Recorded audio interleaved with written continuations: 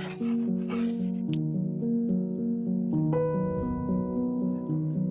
right, everyone. I am incredibly excited to introduce you to Yael Shai, who I met, ironically, through my daughter, who is a student of Yael's. And if you really, really knew me, you'd know I have been teaching meditation and mindfulness in schools for, over a decade here in Chicago. And it's sort of like, the cobbler's kids don't have any shoes. Well, my kids were like, you're sort of a weirdo and stop doing that and stop coming into my classroom. And my kids went to the University of Chicago laboratory schools.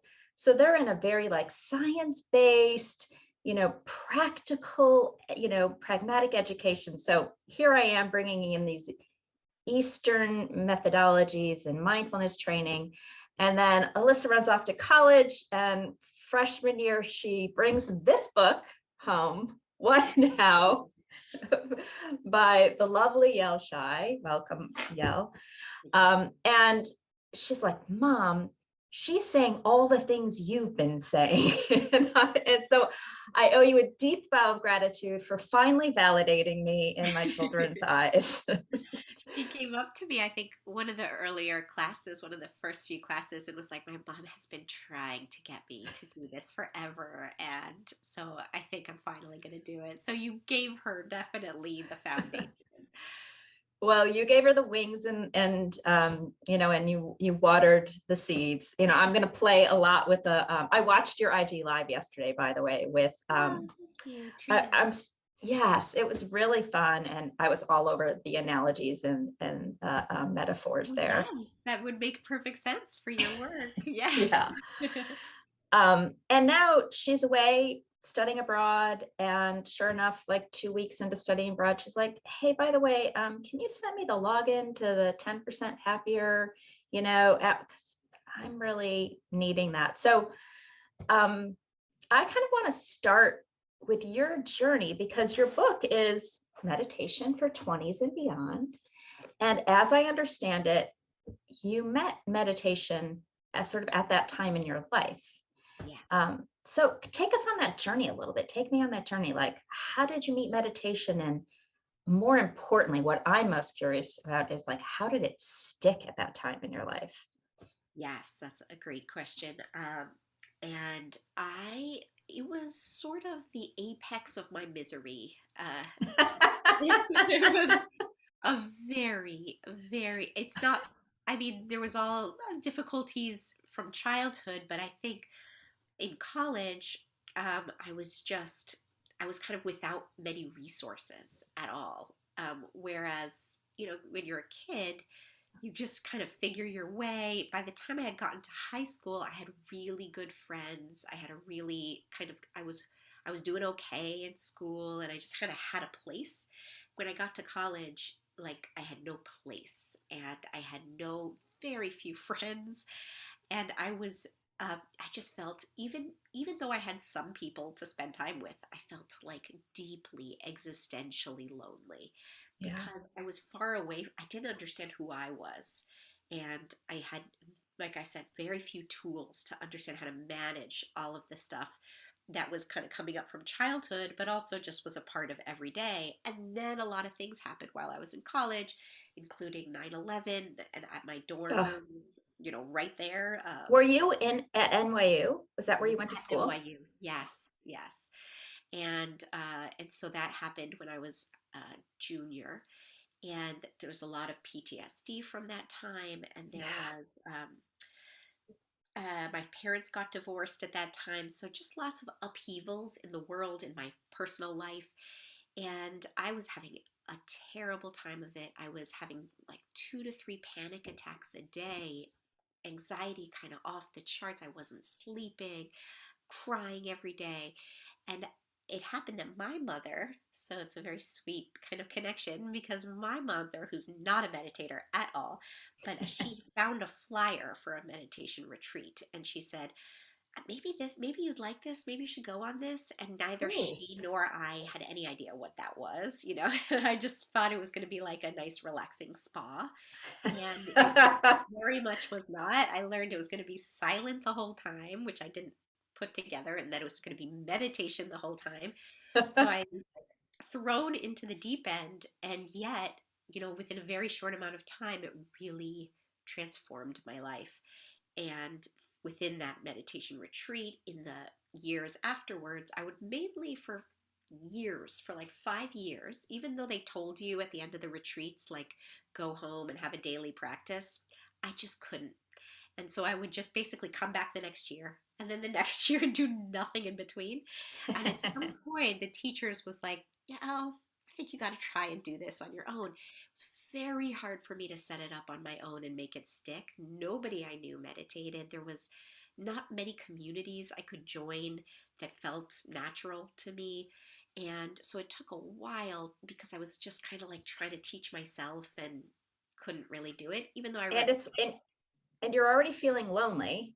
So now meditation is can be a lonely experience. So it's even, I mean, it's so hard to do even in community. Right. So trying to do it all on your own and being like alone with your thoughts and feelings, it's Yeah, scary work. that's right. And immediately what would come up for me was like, you're so bad at this, all of the kind of cliches, but they're cliche for a reason, that like that those are the voices that were already speaking to me and I just didn't Mhm. really see them. And so there was a lot of like beating myself up and being like, why can't you just stay still, this would be good for you. And I was thinking about it recently, like that voice, just it's just so sad that it gets so quickly, I think, attached to meditation, to anything we do so fast for so many people. It's not working. Yeah, and I'm bad at it, Mhm. or like I'm Yes. not good enough. Yeah. And like where I'm really trying to go now in my teaching and in my own practice is to be like, where is the pleasure? Where is it just like, this is delicious. This is like exactly what I need. This is something that is like just so fulfilling instead of a skill that you have to like Yep. master. Yeah. Well, there's so much resistance. Like I'm going through huge resistance in my life right now. I'm 52 years old, for anyone who's wondering. And um, my kids have been encouraging me to get more physically fit. I'm like, I'm thin, I'm in good shape, whatever, but I'm not physically fit. And they're all like, hey, I see the train speeding ahead, and I don't want to take care of an aging old lady whose body is in good health. And I have a ton of resistance Mm, to physical fitness. Like I'm happy to do my yoga practice. I love my Zen practice. I like to be slow and intentional, but talk about like getting on the treadmill, or I have so much resistance to it. And I, I work with my clients and I say all the time, it's like the same thing. It's like going to the gym. You have to get through that resistance to get to that delicious sweet spot, because when after you get through all that muck, mm. that you feel better in the end. What do you think that resistance is for you? Um, like there's a lot going on for me around stories I have about um, it's too hard, or I don't want to push myself, or it's stuff around it's just too hard. It's like I have this little bratty persona that's Mhm. sort of like, it's just too hard. I don't want to do that, Yes. and it's like I want it to be easy, and so there's that one in me that I sort of get like this with, and then like you said, I go over there and I start judging that one who says it's too hard, and then I start shaming that one, and then I'm in another little fight inside here. And so I think I go to like this shutdown period, like, well, just do your yoga. That works fine. Like, and so there's all these ways in which we dance around what's happening. Yeah. Um, and then yesterday I got on, the what do we call it? Everyone has them now. I was gonna the bike, the Peloton. Peloton. Thank you. Lost my words. Yes. And I was like, well, that was good. Good job. Like, so, but Yeah. it's meditation is just like that. I imagine that's what you were describing to me. It's like Yeah. there's resistance, and then we work with and through the resistance Yeah. to get on the other side. Yeah. Yeah. Yeah. And I'm so interested in there's that idea of what of that moment of what you're describing of like how do you actually work with it, because we know that like the beating it up doesn't work, isn't helpful, it's just going to grow stronger. Maybe you win the battle but you don't win the war. So like how do you bring that voice, whatever it is, for any of us, and into the thing with us, like, and really listen to it, not in the sense of listening to it like just saying like, okay, it's too hard, you're right, but being like, can you explain to me more? What exactly are you worried about? What exactly is this about for you? What are you afraid of? And then, like, thank you for trying to keep me safe or whatever that is. Yeah. But I talk about it like planting seeds of curiosity alongside the resistance. yeah, Like, I love oh, that. can we get a little curious around the resistance? Because so many of us have been, um, well, we resist the resistance, So, it's not helpful if we're resisting the resistance, but if we can just open up to it. But I think particularly at the stage of life where you so courageously brought meditation in, Mm, um, resistance is really hard to be with. yes. And you started Mindful NYU, I imagine, as a result of the experience you had in your 20s. What a beautiful gift to give back. I work with a lot of people at that stage of life because I too was like, oh my God, I wish I had this at this stage of life. Like, why aren't our kids learning this in school Yes. instead of all the other things they're learning that aren't as useful, or alongside about the other things that are also useful? And Totally. um, like you said earlier, well, you said the back of your book, I love what it says here. It says early adulthood is filled with intense emotions and insecurity, Yeah. as it should be. Yeah. Like Yes. that's what that time in your life is about. Yes. And so rather than resisting that, what if we embraced, like, yeah, like when my kids come to me, and I have young adults now, so they're in their 20s. Mm-hmm. When they come to me and like, I'm so stressed, I'm like, yeah, you're supposed to be. Like, Mm-hmm. stress isn't actually a problem. It's just an indication that you're moving through a phase of life. And like, can you embrace that? What advice do you have for, young adults in that stage of life? Hmm. I love what you're saying. Just kind of depersonalizing it and being like, this isn't your failing. This isn't your fault. Like, Yeah. this is normal. And um, in some ways, even though it's painful, it's difficult, it's also like growth. It means, you're exactly what you said. It's supposed to be. It's like the opening up into your world in a certain Mhm. way. Um, so the advice I would give is really about like letting it all in, and as much as possible, really trusting that you are important, valuable. Mhm. It doesn't matter who you are, like that the world needs you, and Yeah. try and build some sustainability into your life because the world really needs you. And I think a lot of those college students I have now are just grinding to, dust. Like they are working so hard. They are so stressed and overwhelmed.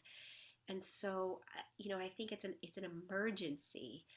It's urgent that they kind of create some mechanisms of care for Yeah. themselves.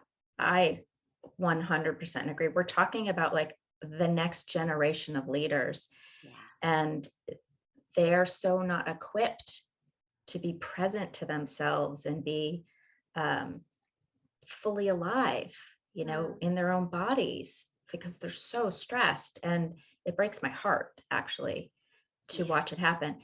So, what practices were you teaching students at, Mindful NYU that supported them. Like, obviously it was a successfful program and students were responding.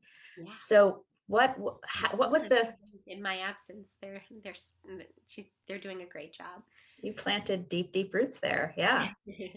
So what are the practices? What are the gingerbread crumbs? Like, I've tried to get my kids for years to do it, and then they go off and then you teach them to do it. So Yes.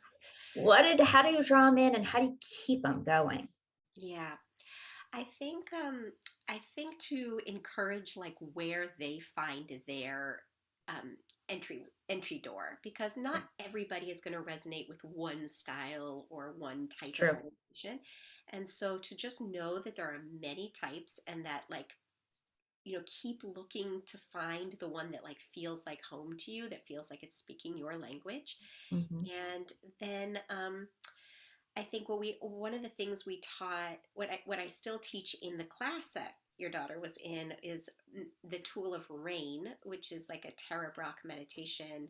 I think originally Michelle McDonald, but where you learn RAIN is an acronym where you learn to recognize, allow, inquire, and nourish all the feelings that come through. And it's a very kind of basic emotional regulation tool Yeah. that is basic in terms of there's not like a whole lot of things to it, but not easy to practice, especially if you haven't, really never had exposure to it before.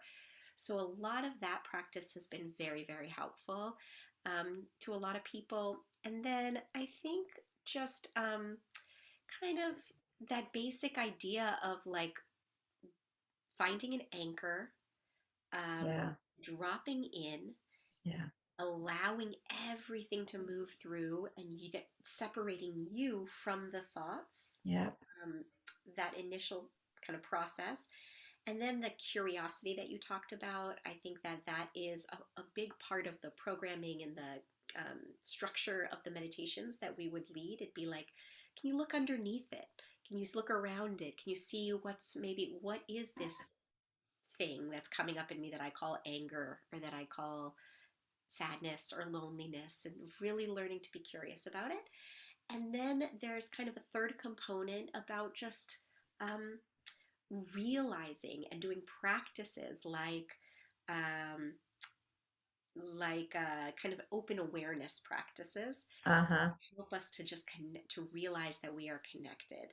Yeah. And when you talk to students about it, like initially, and I'm like, in what ways are we all connected? And people are like, the internet. Like it takes a minute to be like, wait, huh? What are And you then, talking about? yeah, and then we are connected by the internet, but there's like, to get to that place, it takes some practice. Even like I've been practicing 20 years, and it takes me practice. And so um, those are like loosely some of the tools that we would use, some of the Yeah. practices, but students themselves are incredible, and like they pulled things forth, and they, would take things in cool directions. And so a lot of it was just kind of fostering what was coming from them. Yeah. Like like our job or our role as parents Yeah. is like creating the conditions to foster what's naturally there to rise up. Yes. So, so I wanna talk about parenting a little bit, but I just want to close the loop for any parents who are listening in right now who have older kids, because I have a lot of people who listen, follow my work that have older teens and young adults, and so many, particularly post-COVID, are struggling with anxiety, struggling with depression, struggling through stress, and coming back and now dealing with social anxiety because those skills didn't get developed at developmentally appropriate time. And parents are afraid, Mm, and they're they're spending a lot of time trying to figure out how to solve this problem. mm. So, how, like, yeah, I don't know if it's advice I'm asking. Like, what's a practice you would recommend to parents when they're in their kids' own anxiety and depression, right? Because it's hard to separate ourselves. Bingo. I think that's really right. I think when we have kids, it is so difficult to kind of keep the boundaries are just not really there in some ways. In some ways, you are always going to be kind of merged in some ways, and then in some ways, you are very much different people. And both of those things are true at the same time. Yeah. Mhm. And I don't have, obviously, I don't have older kids. I have a 3-year-old, and I mean, he just turned four, a 4-year-old, and a 5-year-old. But my 5-year-old last year was going through massive kind of, again, developmentally appropriate, but it was very hard to watch, like a fear mode, Yeah. where he wouldn't go to the bathroom alone. He wouldn't go to sleep until unless you were like sitting right there on top of him, basically. There was so much panic and fear, and initially, what we would try to do is to just be like, it's everything is safe. There's no monsters about monsters. He was like, I'd be like, everything is fine. It's fine. You're gonna be fine. And it, gradually became like more and more shrill as we were getting to the edge of our patience. Like we couldn't go with him to the bathroom every time he had to go to the bathroom, and of course it didn't work. Of course it was not helpful because in ourselves does it ever help to just be like, you have nothing to be afraid of. Stop it. Stop that anxiety. Never. And so, I sought help from a coach who told me, like, well, actually, is like maybe, kind of to flip the question for yourself. What does help you with your anxiety? And what does help that? And very easy for me because I live with anxiety all the time. And I was like, yeah, definitely not to shout at it and yell at it. And I think like the thing that helps me the most is to say, like, anxiety is here. This is Yes. what it feels like. It's here. It doesn't know what the future is, but it's here and it's going to, and and you're going to get through it. Like to be able to kind of touch the thing underneath the fear and the anxiety for myself as the parent Yes. before I enter into the conversation with him. Thank you for naming that. Thank you Yes. for, I want to pause there for a second because I think that is fundamental. So for anyone who's listening in right now, like you're probably doing 20 things right now because you're a parent and you're multitasking, but this is so important. It's you first Yes. before the child. It doesn't matter how old your child is or even what the issue is. It's like, if you can't get present here first, Right. forget about it. Forget about That's the right. kids. That's right. You'll lose your way, and that was certainly happening for me. I was getting like secondhand anxiety from his anxiety about monsters that I didn't even believe were real, and I was like, "They're fine. They're fine. There's nothing to be anxious of." And so when I switched it, when I can kind of like touch the part of me, the deep part that like knows that I'm okay in this moment, doesn't know forever, but in this moment I'm okay, and I can kind of put a hand on that and then say like, okay, and the anxiety's here and all of these things are here and it doesn't have to go anywhere. And then I can turn to him and be like, yeah, when I was little I felt that way too, or sometimes I feel that way too. Like I'm scared of Yeah. other kinds of things. You're scared of monsters, I'm scared of other kinds of things, and we're going to get through this together. And Yes. both of those things are true. Like they're maybe not monsters, but I felt that too, and that's okay to feel that way. And it really helped, like It does. almost overnight. And with teenagers, I imagine it's not going to be overnight, but I think the concept holds. I really do. It's been my experience. And like you, I often found myself in a state of resistance Yeah. around things that didn't make sense to me as the adult. Like, Yeah. there are no monsters here. Like, let's get real here. Right. There's no such thing as monsters. Like, snap out of it. Right. But that's just another form of resistance, like I was naming earlier. Like, I don't want to go to the gym, I don't want to go to the gym, I don't want to meditate. It's like, it's resistance. I'm in resistance to what's occurring for them, whether it's realistic or true or not true, whether my 6-year-old is afraid of monsters or my 16-year-old is afraid of failing a test and not getting into college. Like, Yeah. it's not the content that matters, it's the context, it's how we're being that matters. And if there's fear there, it Yeah, doesn't really matter if it's logical or not because the brain is now offline and unavailable for any kind of logical thinking anyway. that's right. So I love that. I love that you made space for yourself, calming your own stuff. Then Yeah. you can become a space for him to sort of safely step into. Yeah, and it's not easy and it's not, like you don't have to be perfect at it, but I think if you could grab a hold of something that steadies you, like that's all it takes. I remember once it just flashed back to my memory of when I was applying to college when you said that. And I was so overwhelmed with the financial aid forms. Oh my I God. felt so like confused and at a loss. And my parents, I love them to death, but they were kind of absent a lot of my growing up. And my mother had just married somebody new who was my stepfather, who is a psychologist. And I was kind of having a panic attack, losing it, crying about these financial aid forms. And it was like, became too much for my mother. And, she kind of left the room. And he was like, you know what? We can figure it out together. Like, Mm, we're going to figure this out together. He didn't say, like, don't be afraid. You can do it. Or, like, anything like that. He was just like, I'm with you.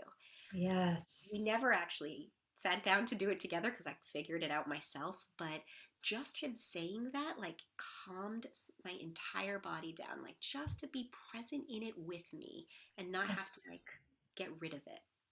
Yes. And that was really, really moving. Gosh, I could feel it now. I could even see it Yeah. in your body right now. Like that is moving. Like it is, it's our ability to be with each other through whatever's occurring Yeah. that is really what I think is the most powerful thing we could do as parents. Yep. Because the stress is going to come. If we spend our lives trying not to have stress, fear, anxiety, and uncomfortable situations, we're going to lose the war. Right. Because like Absolutely. Absolutely. that's just part of the ride of life.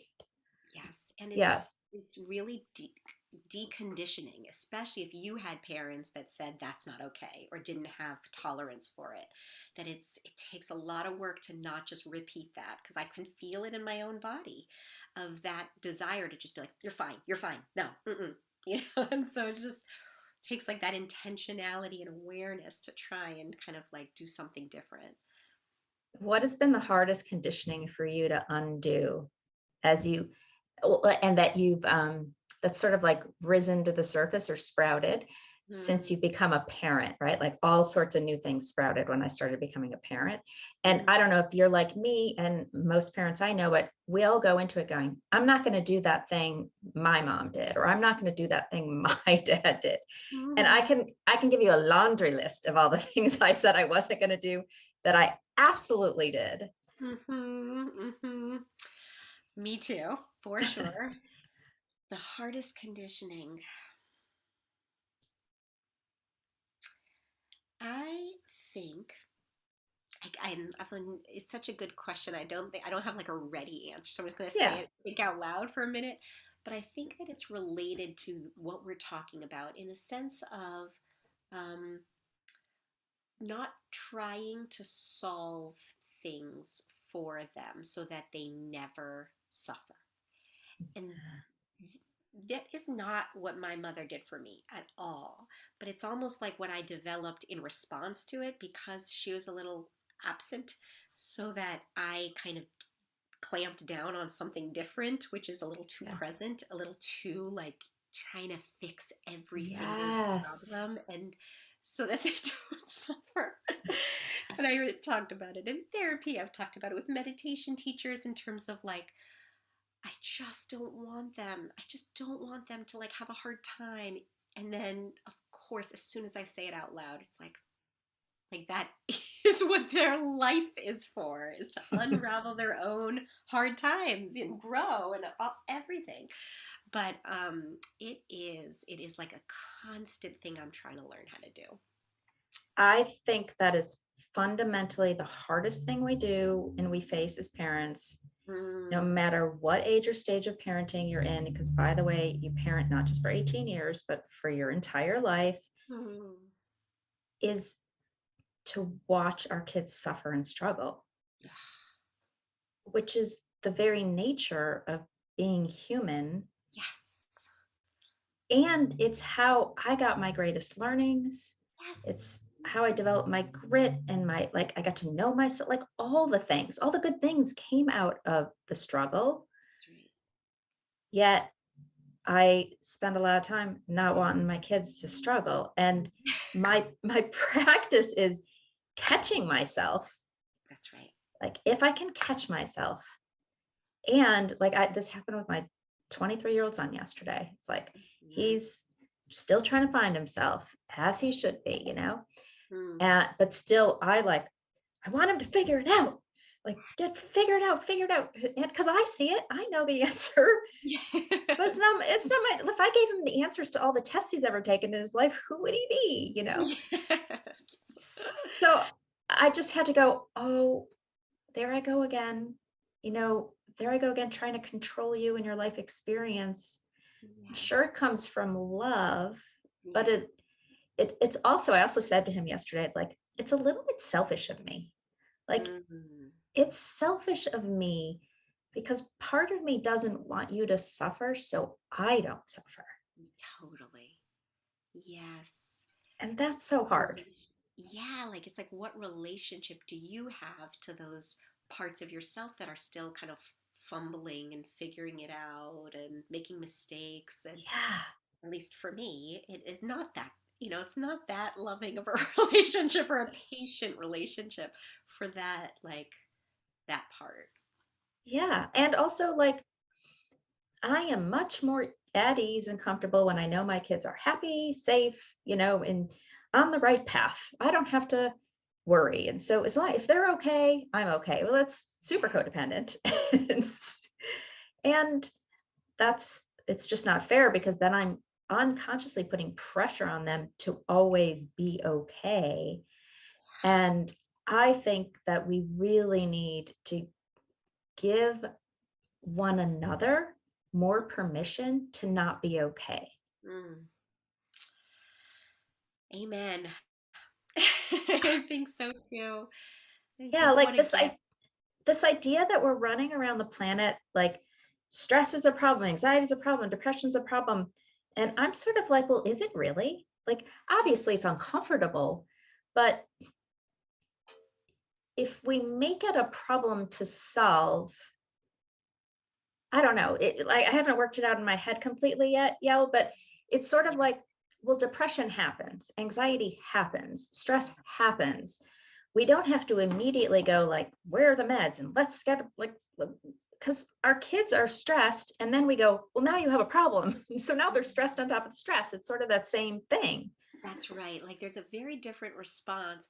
There's, I don't know, I'm sure you've heard of that. There's this like Buddhist framework about the two arrows, Yep. where like the first arrow, yes, you're in pain. There is a problem. You've been shot by an arrow. Like there needs to be something that you do. You need to tend to the wound. But Yes. what we do instead is to shoot the second arrow of resistance or of blame or of like trying to Yes. make it go away, which just hurts twice. Um, Yeah. yeah, it's Now we really have two layers to deal with. yeah, yeah, So how do you, as a parent of a young person, like little guys, you yeah. said five and three, you have two, Five, right? 5 and 4. Yeah. 5 and 4. Okay.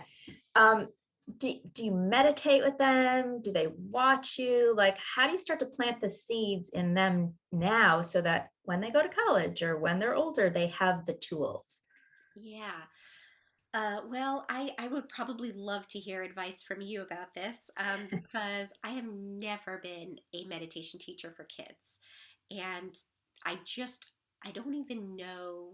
I could probably do some research, but I just like I don't even know what they do. How I know there are ways to teach meditation to kids, but it's never been my expertise.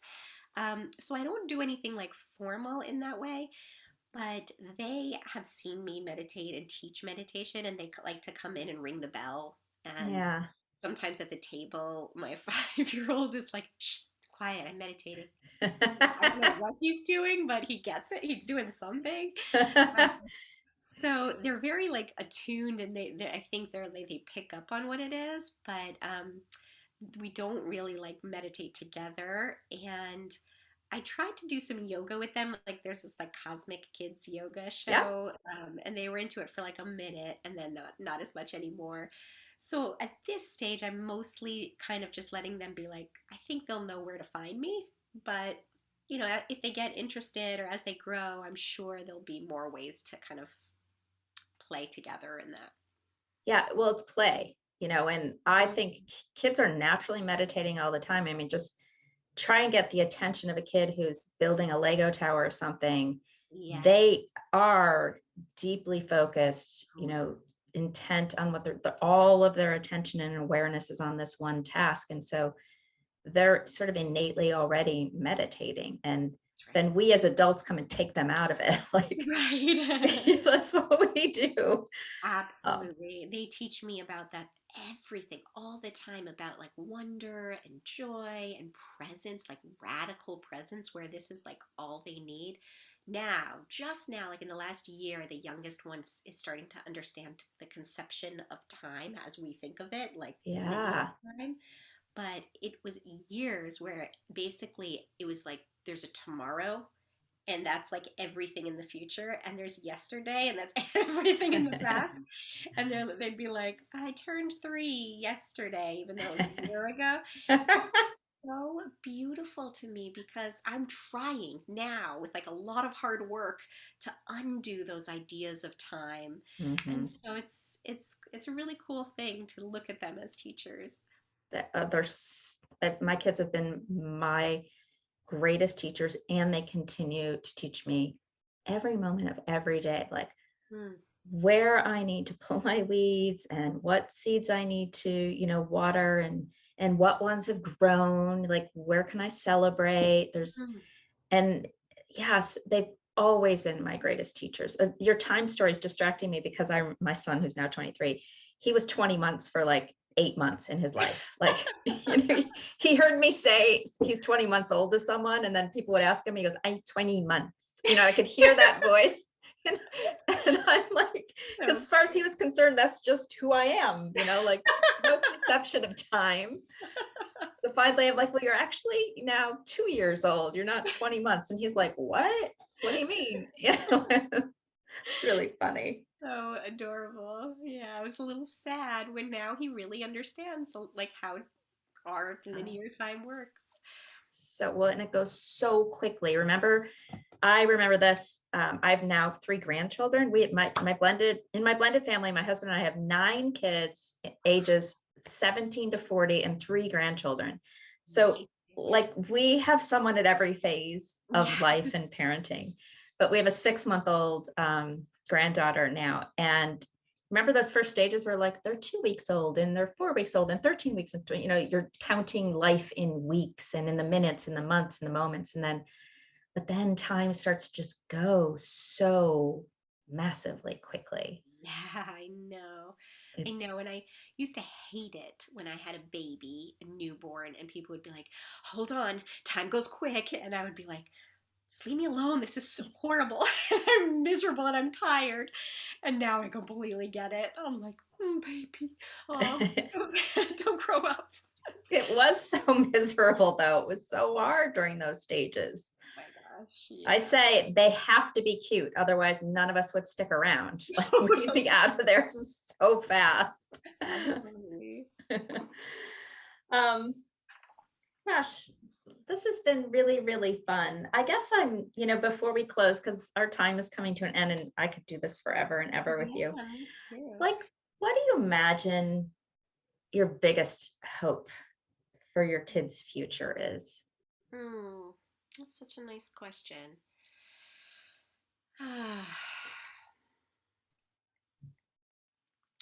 I guess it has something to do with um, feeling like um, deep at the core that they're loved, Mm, and that like that they have a well of strength to mhm. get them through Yeah. things. Mm, That's what my sort of enlightened mind says, is like just as long as they can touch that, can feel that, can find that, then they'll be fine. Um, but definitely my less enlightened one is like, just happy forever. Same Stay thing, same happy thing. forever. I mean, I believe that's one way to achieve happiness is like be so connected to that part of yourself that knows you're loved, knows you are loved, Mm, mm, and that there are no problem, that in a deeply enlightened plane. I mm. believe that to be true. You said yesterday in your interview, I wrote this down because I really liked it. You said, oh, I think you were talking about Flourish, your new program, which Yes. is launching this week. And unfortunately, my interview is going to be too late, but maybe you'll launch it again so people can stay in touch with you. But you Absolutely. say, what does it take to be the person inside that is unfolding, that wants to come out in the world? Yes. And that's that's the wish I have for us as parents, is like that we have the strength to create the container and the space for our children to be able to let that natural, you know, part of themselves unfold, like that Mm, most authentic. And that's hard work. Like you and I mm. both know it. It's hard work. It's hard to get out of the way. Yes, I love that so much. It's so in alignment with, I think, your kind of ecological vision of just, can you set the conditions and Yes. allow what wants to grow. And that's our job. That's how I felt about being pregnant, like, I'm not in charge here. I have no idea what this thing is going to happen to me, but And no oh, control. so little control, like this much control. But that's what I could kind of focus on, is I'm going to try and set these conditions and do my part, the little part of control that I have, to let this thing that wants to come out, in Yes. whatever way. And I think that's true. I'm just like loving your answer. I think it's a beautiful Well, answer. it's actually yours. Like I wrote it down. It's yours, is what you said. But Hmm. it is the way I think about my role. And I think as a parent, that's my job. It's like, we have this garden, we live in the city. I know you live in like farmland right now, and Yes. um, in planting lots of things and growing lots of things. But I think about that. I'm like, gosh, I put these bulbs in my garden in the fall, and I buy a tulip bulb. Sure, I want tulips, but I don't sit over the bulb and be like, hurry up, grow. Like, you need more. Like, I'm not like trying to control its growth. I'm just like, I'm trusting that it's doing whatever it needs to do under the earth to grow Hmm. its roots. And when it's ready, it will bloom. And it's really none of my business. After I plant it, it's none of my business. Not Totally. as easy to do with my kids. I planting seeds, and then I'm like, well, did you do this? Did you do this? Did you do this? Right. And then I forgive myself, and then I do it again, and it goes like that. But Yeah. I think this thing that you said is like letting that unfold naturally. And if we can, as parents, just step out of the way as much as possible, or catch ourselves getting in the way, Yeah. that's what mindfulness and meditation can support. Completely. And I want to say one other thing, which is that, because I'm just thinking, like, your kids must, they're just so lucky because they see you doing your work and kind of doing it, finding your like joy and flow and things that bring you life. And I think, with all the mistakes that my parents made, what I did see them do like daily was to pursue their own joy, Mm. and that was nothing but a gift, because I can feel it in my body just by having watched them do it, where they, like, both of them, both parents of mine, like, saw what they wanted, they worked towards it, they went after it, they like let their heart's desire, in my mom's case, meant going back to school when she was 40 with 5 Wow. kids, and doing this whole career path, Wow. which was really, uphill battle. And she did it, and it was so good for me, even with all the ways, all of the mistakes. And I think that's something that's like kind of like an underreported thing about being a good parent, is like, they will take so much by watching you, by just Yes. watching you, like, live your life in the best way you can for yourself. Yes, I love that you said that. And I love that you said that about your mother, because you're right. Like, we kids do what our kids do what we do, not what we say. We know that. So if we just focus on ourselves, put our attention on ourselves and try and do the best we can. By the way, we are human first. Before we're even parents, Right. we are human. And I think there's something that happened, and it happened for me, and it may have happened for you. Like, when I got pregnant, all of a sudden I was like, all right, I have to be perfect now. I can't make any mistakes. I have to read all the books. I have to figure this out. I have to like get it right. And I was so consumed with getting it right that I kept messing it up because I wasn't present. I wasn't really here. I was like listening to everyone else tell me the right thing to do, but I wasn't listening in here. And this guidance is the best guidance. Totally. So, kudos to your mom for making all those mistakes and simultaneously following her joy and modeling that for you. Because, like, by in so doing, she gave you permission to do the same. Yeah. And I'm seriously grateful for it all the time, because I see a lot of people have a real struggle doing like allowing themselves to do Yeah. things for themselves, especially once we become parents. Oh my gosh, can't be selfish. All the stories that come, and we do have to rid ourselves of this perfect parent persona that we're all trying to live up to. And I also said this to a client I was just working with, because it was a dad, and he's struggling because he sometimes gets angry, and he doesn't want to scare his kids or whatever. And I said, like, how beautiful that you can show your anger and then come back and take responsibility for it. Like, you've now given them permission to be human, like, to just be human. So they're not going to carry shame around it. They're going to learn, like, oh, that's not ideal, but I can come back from it. I don't have to like hide and be ashamed of it. I can create connection even from there. And I just don't think we give each other enough permission to be human. We're just human beings. Yes, yes. Yeah. Right. And like, Yeah. yeah, and we're not perfect. And then, just how do you model that repair? Really true. Well, you're modeling for your sons so beautifully. And thank you for all the work you're doing in the world. Thank you for getting my daughter to meditate. I owe you a debt of gratitude. It wasn't Um, really her, but and and all the seeds you planted.